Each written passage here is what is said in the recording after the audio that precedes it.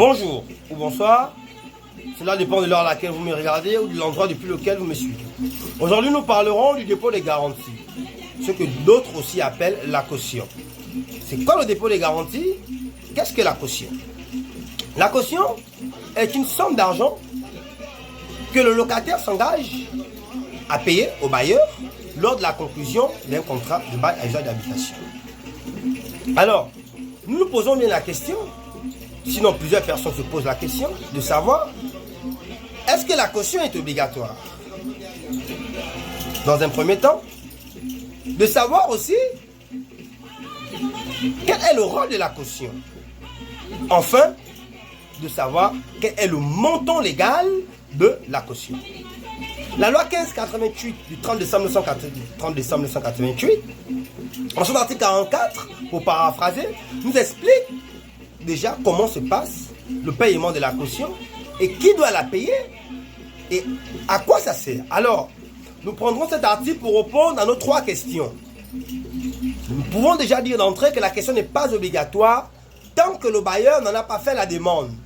L'article 44 nous dit, pour paraphraser l'article, que le bailleur peut exiger le versement du dépôt de garantie. Alors, il ressort de cet article que le bailleur rend le paiement de la caution obligatoire. Nous poursuivons. Quel est le rôle de la caution? La caution a trois rôles principaux. Le premier est de garantir le paiement du loyer par le locataire. Le second, le deuxième, voulais-je dire, est de garantir le paiement des charges locatives.